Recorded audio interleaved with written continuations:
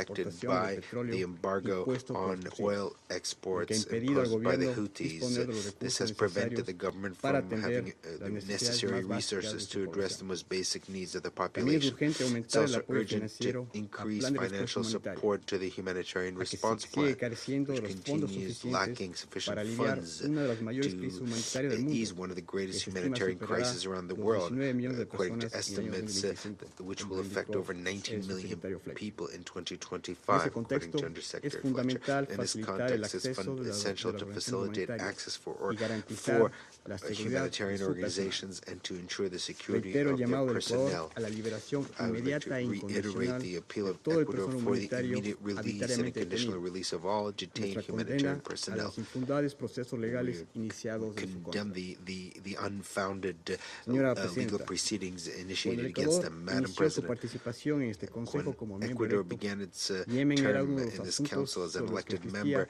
Yemen was optimismo one of the ante issues las on which there was some real de alcanzar un optimism due acuerdo de to paz. prospects for Lamentablemente, achieving a peace factores agreement. internos y la Unfortunately, escalada internal militar en factors and Oriente military Medio escalation in the han Middle minado East ese optimismo, have eroded this al punto optimism que estamos ante el up riesgo to real the point del that we rompimiento de face la a real frágil risk tregua of a que todavía se breaking mantiene. down of Al ser the esta la última truce that intervención del continues país to sobre hold. Yemen, Since this will be reafirmo la my last importancia de que el intervention on Consejo de Yemen, Seguridad I'd mantenga like to un mensaje reaffirm coherente the y importance for unificado the Security Council to sobre la maintain a reanudación de la coherent and transición unified política message on dirigida por los renewal yemeníes of the que preserven la political tregua transition led by y hagan posible Yemenis una that paz preserves the truce sostenible y and duradera. makes it possible to Gracias, achieve señor presidente. sustainable and lasting peace. Thank you.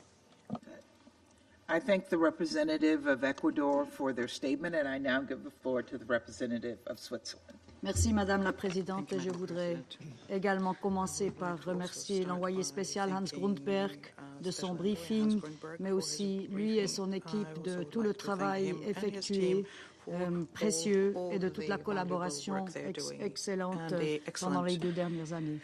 Et je voudrais souhaiter la chaleureuse bienvenue aussi à Tom Fletcher, secrétaire général adjoint aux affaires humanitaires et coordinateur des secours d'urgence, et l'assurer de la coopération de la Suisse et que nous allons certainement toujours, même quand on ne sera plus au Conseil, soutenir le droit international humanitaire. Nous resterons une grande donatrice de OCHA et nous avons aussi la Genève internationale comme centre opérationnel de l'humanitaire à votre disposition. Et bien entendu, j'aimerais aussi remercier Monsieur Al-Olmeishi d'avoir eu le courage de partager ses souffrances et son destin avec nous ici au Conseil aujourd'hui. Merci. Lors de la première intervention suisse au Conseil sur la situation au Yémen, nous saluions la trêve prévalant alors entre les parties. La feuille de route présentée par l'envoyé spécial Hans Grundberg en décembre 2023 nous avait rempli d'espoir. Nous saluons alors l'engagement des parties en faveur d'une feuille de route visant à mettre en œuvre un cessez-le-feu, à améliorer les conditions de vie au Yémen et à préparer la reprise d'un processus politique inclusif sous les auspices de l'ONU. La Suisse a soutenu cette dynamique positive à chacune de ses étapes. Ces développlements positifs semblent désormais bien loin et on vient de l'entendre. Depuis plus d'une année, nous avons assisté à une reprise inquiétante des attaques au sein et depuis le Yémen ainsi qu'en mer Rouge. Les attaques de ces derniers jours, dont une frappe de drone à Taïs ayant tué 6 civils et blessé 8 autres, soulignent l'urgence d'agir. Ces événements nous rappellent notre objectif fondamental, une solution politique inclusive, négociée sous l'égide des Nations Unies. L'escalade, tout comme le statu quo, n'offre aucune perspective viable. C'est pourquoi nous renouvelons notre plein soutien à l'envoyé spécial Hans Grundberg et à sa feuille de route qui constitue une base solide pour avancer vers une paix durable. Comme par le passé, nous tenons à disposition pour accueillir des pourparlers sous l'égide de l'ONU. Seule une solution politique garantira un avenir serein à la population yéménite. Nous le devons en particulier aux enfants yéménites qui continuent de subir des conséquences dévastatrices de ce conflit. Les graves violations documentées à leur encontre, meurtres et atteintes à l'intégrité physique, recrutement, attaques contre les écoles et hôpitaux ou obstacles à l'aide humanitaire exigent des actions décisives. Ces violations doivent cesser.